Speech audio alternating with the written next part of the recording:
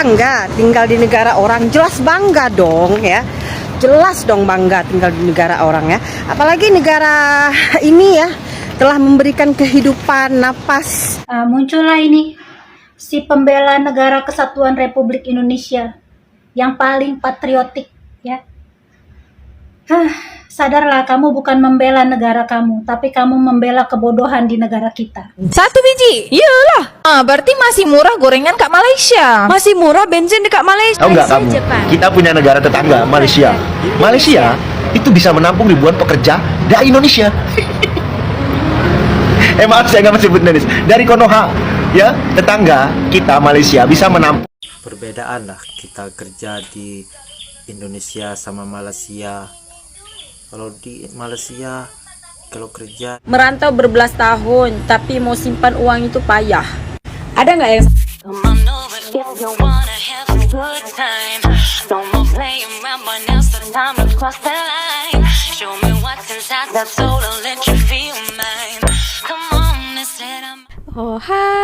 Halo, hai semuanya. Apa kabar teman-teman?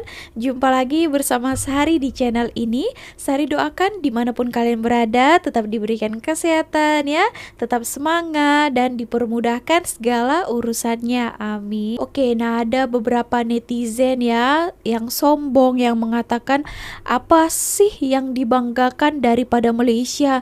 Malaysia kan hanya negara kecil, tak ada apa-apanya, katanya gitu. Ngapain kalian bangga dengan Malaysia? Ada juga yang mengatakan beberapa lah Sari ada baca komentar seperti itu. Nah seakan-akan negara lain itu tidak ada apa-apanya, mereka pikir ya terlalu menganggap remeh, terlalu menganggap sepele kan. Ternyata ya banyaknya video yang sudah beredar ya, yang termaksud saya sudah reaksikan juga itu, bahwa mereka baru membuka mata, oh ternyata Malaysia ada juga sesuatu yang dia banggakan. Nah mereka pikir macam itulah. Oke teman-teman, di video kali ini bukan saya menjawab, tapi ada beberapa video ini akan kita reaksikan bersama-sama. Bagaimana tanggapan mereka ya, yang mungkin orang-orang luar yang tinggal di Malaysia, apa yang mereka banggakan terhadap Malaysia, kira-kira apa tanggapan daripada mereka. So langsung saja kita tonton video ini. Bangga tinggal di negara orang, jelas bangga dong ya. Jelas dong bangga tinggal di negara orang ya. Apalagi negara ini ya telah memberikan kehidupan, napas, kehidupan untuk keluarga kita di kampung ya. Sangat bangga ya tinggal di negara orang. Jangan lupa asal usul. Memanglah tak lupa asal usul ya. Ke ujung dunia pun kita pergi, kita tetap Indonesia. Ya, kita tak akan lupa asal usul kita ya. Orang Malaysia saja ya, yang lahir di Malaysia, dia nggak akan lupa keturunan nenek moyangnya di Indonesia. Apalagi saya, saya tidak lahir di Malaysia. Jelaslah, saya tidak lupa asal usul saya Indonesia. Tapi saya bangga, ya. Saya bangga tinggal di negara Malaysia. Tapi saya tidak lupa asal usul saya orang Indonesia, paham? Muncullah ini si pembela negara kesatuan Republik Indonesia yang paling patriotik ya. Sadarlah, kamu bukan membela negara kamu, tapi kamu membela kebodohan di negara kita. Membela kebodohan-kebodohan yang sudah mendarah daging di negara kita ya. Kamulah yang mensupport hal-hal bodoh di negara kita. Orang-orang seperti kamulah ya. Kamu bukan sedang membela NKRI ya. Melainkan kamu adalah orang yang berusaha menutup borok di badan sendiri ya. Borok itu harus disembuhkan, bukan ditutupi. Tajam ya. Jadi jangan tunjuk patriotik di sini ya. Gak makan ya. Padahal kamu tahu negara kita adalah negara yang memberi kebebasan rakyatnya bersuara. Iya, setuju, betul. Ya, termasuk main media sosial. Jadi ketika kebodohan-kebodohan ini dibebaskan up di media sosial, bukan cuma kamu yang malu, saya sebagai warga negara Indonesia juga malu. kamu mungkin masih belum sadar, ya. Berita yang sangat-sangat memalukan negara kita itu banyak berseliweran di media sosial di mana-mana, ya. Dan memicu reaksi netizen berbagai kalangan, termasuk saya. Apakah kamu mampu hanya menutup mulut saya? Jawabannya tidak akan.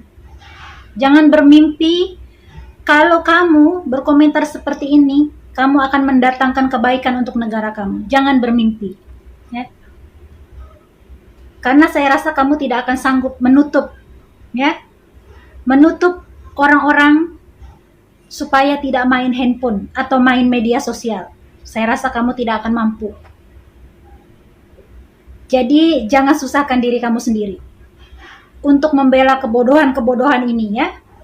Teman-teman, nah itu tadi kakak ini yang kita reaksikan, keduanya ini adalah ya tinggal di Malaysia, bekerja di sini, yang selalu bersuarakan tentang ya pemerintah dan banyaklah ya hal-hal ya, ada juga disangkutkan dengan Malaysia juga. Nah untuk kakak jantung pisang ya, kita sudah tahu lah siapa beliau ini. Oke teman-teman, nah kita sudah dengarkan daripada kedua wanita ini Indonesia yang sekarang ini bekerja di Malaysia ya. Keduanya ini mestilah banggakan tinggal di luar negara. Terkadang netizen ini kan dia menganggap remeh yang kerja di luar negara, terutamanya yang bekerja di Malaysia ini.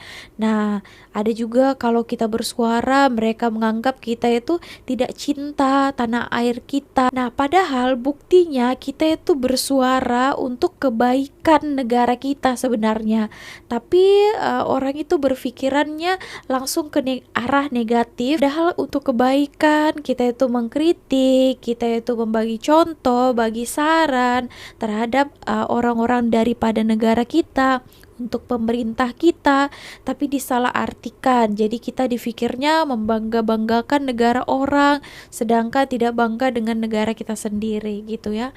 Nah banyaklah ya mulut-mulut netizen. Oke teman-teman, nah ini adalah orang yang tahu bersyukur. Macam kakak jantung pisang tadi itu, dia sangat bangga dan berterima kasih dengan Malaysia disebabkan negara ini kakak itu boleh mungkin membiayai anaknya di Indonesia kan, boleh mungkin beli apa yang dia mau, boleh bekerja di sini dan sebagainya kan.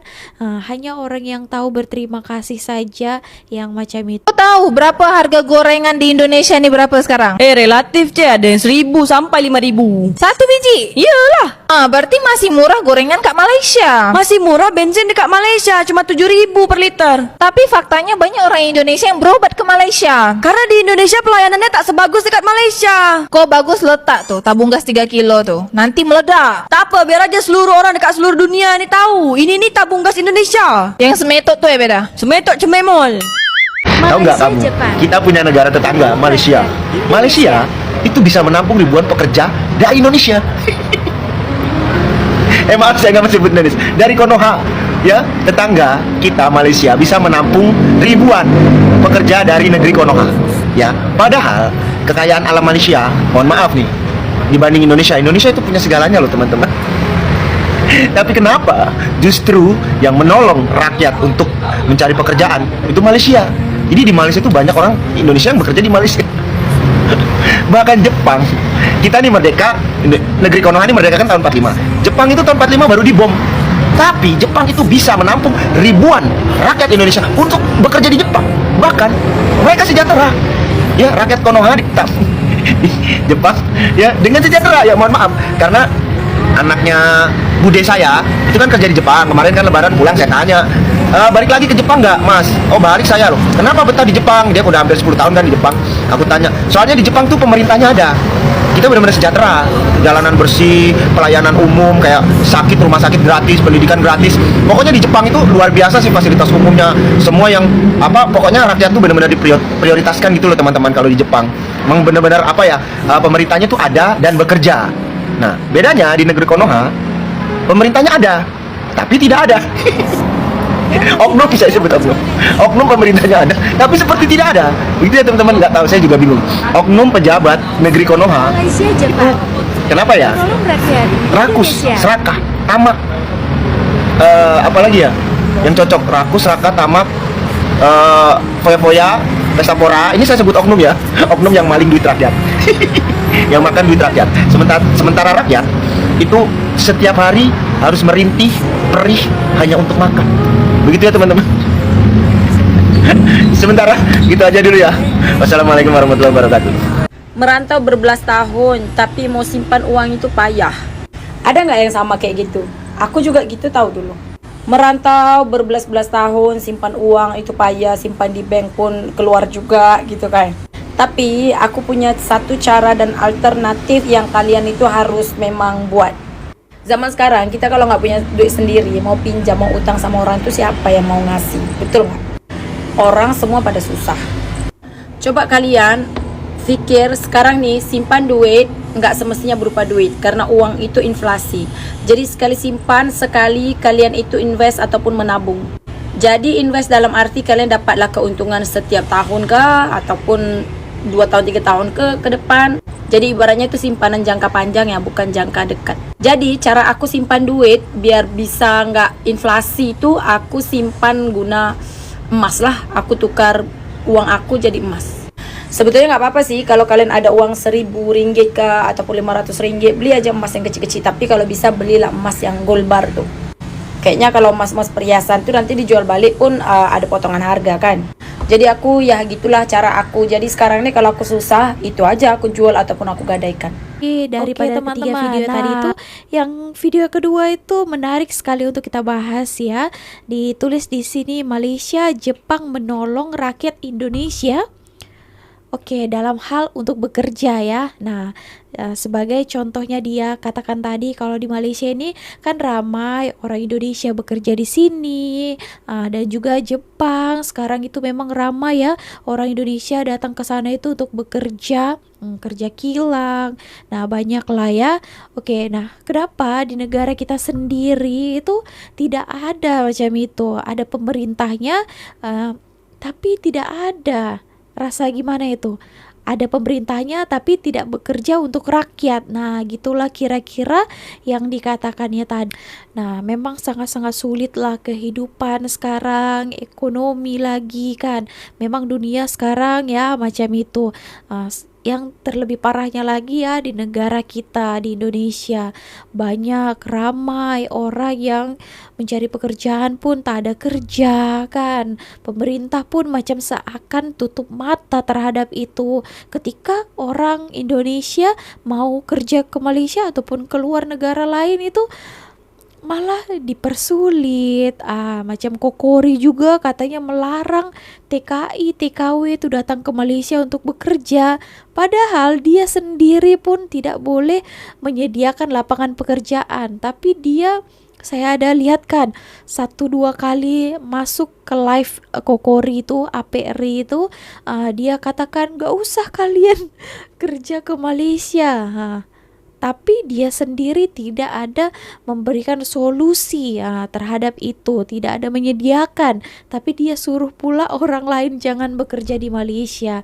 Padahal kita ini masih memerlukan Malaysia kan. So kalian ini juga janganlah macam itu. Namanya adalah buzzer-buzzer yang memburukkan negara Malaysia. Padahal di sini rakyat kita, saudara satu negara kita ini masih memerlukan Malaysia lagi, masih memerlukan bekerja di sini untuk menghidupi keluarganya di kampung kan.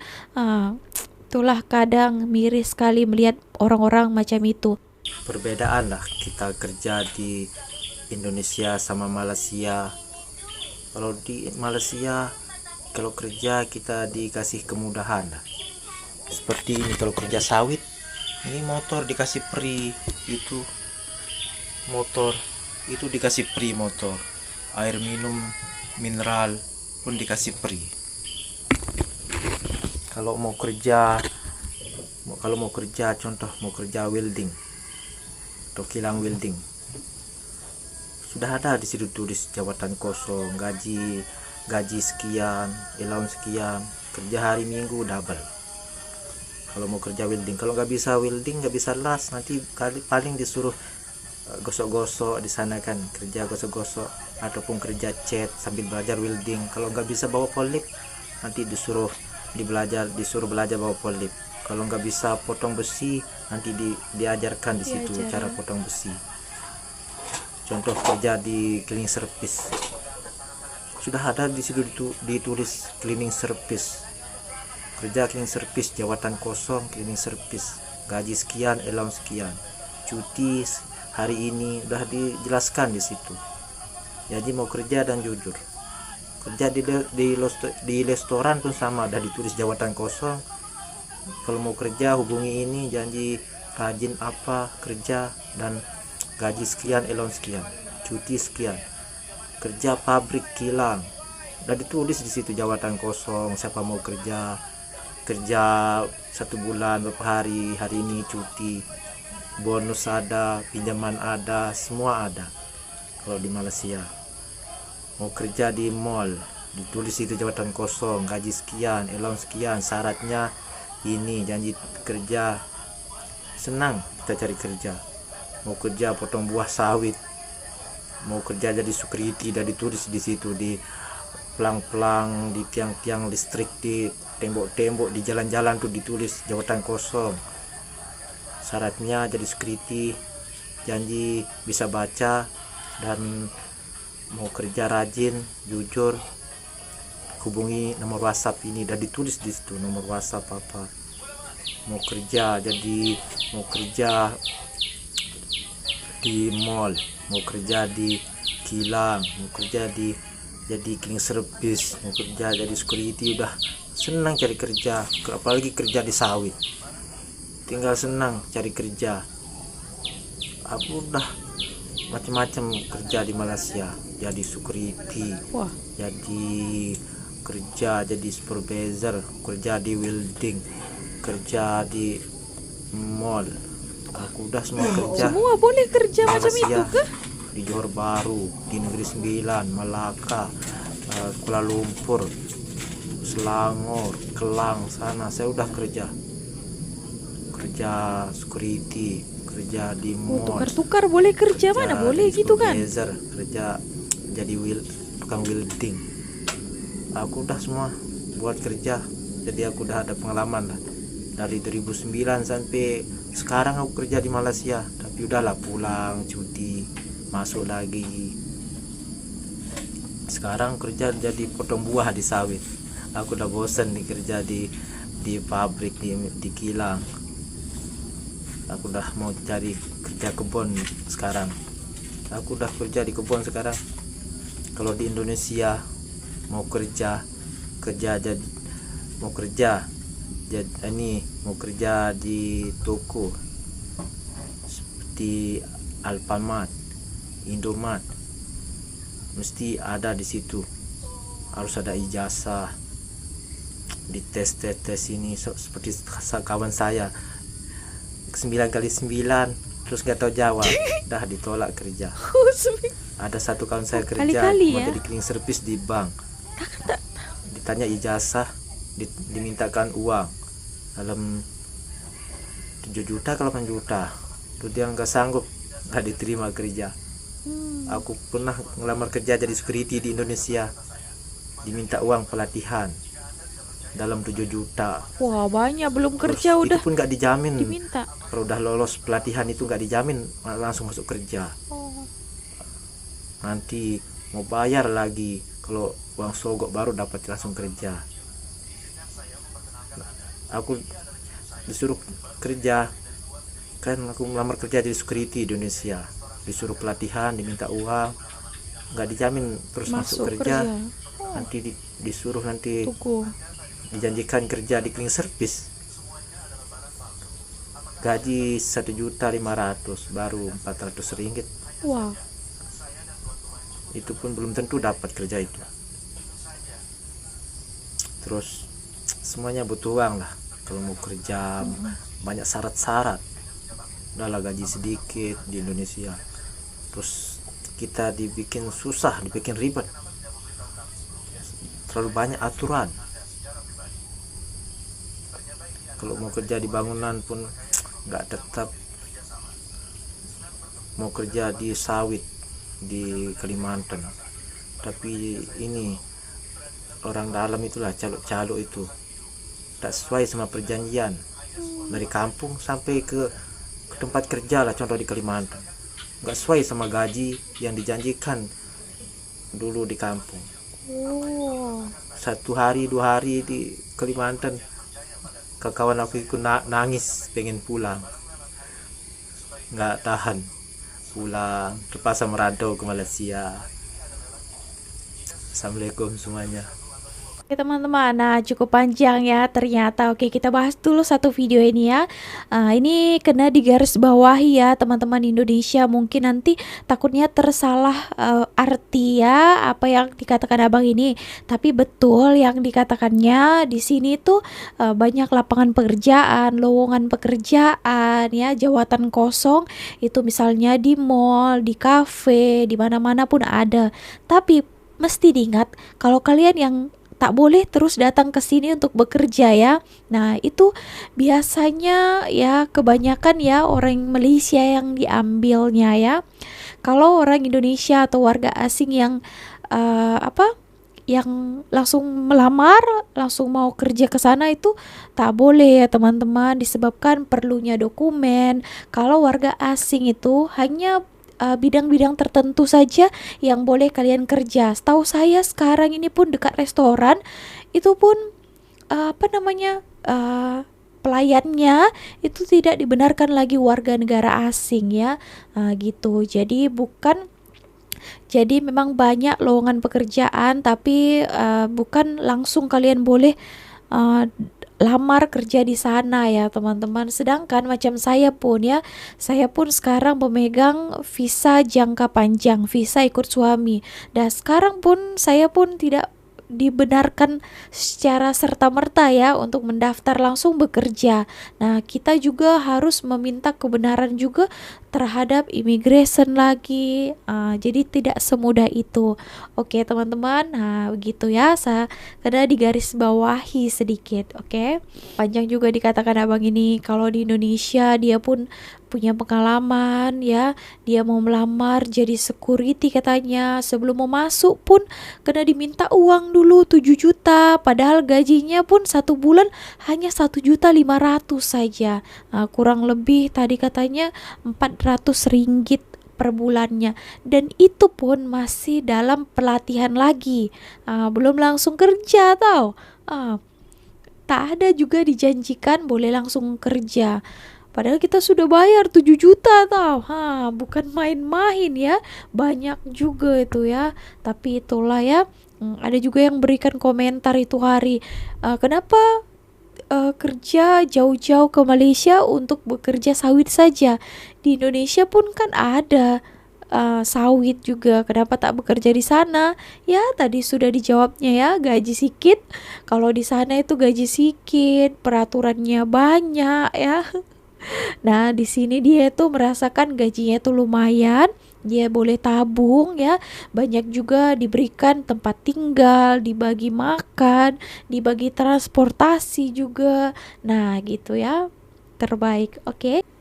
Indonesia berada di tangga teratas sebagai negara dengan kadar pengangguran tertinggi dalam kalangan negara ASEAN. Laporan terkini Tabung Kewangan Antarabangsa dan Badan Pusat Statistik Indonesia menunjukkan Jawa Barat catat kadar pengangguran tertinggi di peringkat nasional, menjadikan ia antara kawasan yang paling terkesan dengan isu ketidakstabilan pasaran kerja di negara tersebut. Antara faktor dikenal pasti jadi punca utama kepada kadar pengangguran yang tinggi termasuk tahap pendidikan yang tidak seimbang, perkembangan industri yang tidak seragam serta jurang kompetensi antara graduan dan keperluan pasaran kerja semasa. Laporan itu mendedahkan terdapat 6 jenis kategori pengangguran. Pertama, pengangguran kemahiran iaitu ekoran ketidaktentuan ekonomi yang menyebabkan permintaan terhadap tenaga kerja berkurangan. Kedua, disebabkan pengangguran struktural iaitu terjadi apabila teknologi menggantikan tenaga kerja manusia. Ketiga, ketidakseimbangan pembangunan ekonomi antara bandar dan luar bandar. Keempat, pengangguran institusional yang berpunca daripada dasar atau peraturan kerajaan yang menyukarkan peluang pekerjaan baru. Kelima, pengangguran friksional iaitu melibatkan individu yang berhenti kerja secara sukarela atau baru tamat pengajian dan masih dalam proses mencari pekerjaan baru. Dan terakhir, pengangguran bermusim di mana ia lazim dalam sektor pertanian atau pelancongan yang bergantung kepada musim tertentu. Oke, nah itu tadi salah satu daripada berita Malaysia ya, memaparkan bahwa katanya kadar pengangguran Indonesia tertinggi di ASEAN. Wow. Oh, ini bukan prestasi namanya ya. Walaupun kita ini adalah negara dengan populasi ya banyak, tapi ini tingkat penganggurannya juga sangat tinggi ya. Boleh kalian lihat itu hari ada ya kan ribuan yang pencari kerja itu. Wow, yang diterima saja hanya macam 2.500, tapi yang datang hampir 50.000 orang. Anak-anak muda yang menginginkan pekerjaan itu ya. Begitu sulitnya di sana untuk mencari pekerjaan. Haraplah itu hari pemerintahan baru ini, Bapak Prabowo ini, untuk membuat banyak lapangan pekerjaan. Tapi ya semakin kesini saya lihat kan, dengan adanya investor itu, dengan tidak adanya dan kurangnya investor masuk ke negara kita, jadi peluang pekerjaan itu pun jadi semakin sulit kan. Tak tahulah ya, itulah yang menyebabkan orang-orang banyak kabur keluar negara. Karena mungkin mereka lihat masa depan mereka itu lebih baik keluar negara gitu ya teman-teman. Oke, nah kita juga menginginkan sebenarnya negara kami sendiri pun boleh maju, boleh juga memberikan pekerjaan yang layak kepada saudara-saudara kita di sana. Tapi ya gimana lah ya, ada juga orang-orang yang mengambil kesempatan dalam kesempitan ya. Korupsi itu mudah-mudahan boleh diberantas lah ya. Oke teman-teman, so segitu aja video kali ini. Kalau kalian ada pendapat, pandangan lain, kalian boleh berikan komentarnya. Oke, segitu saja daripada Sari. See you on my next video with me, Miss Sari. Bye.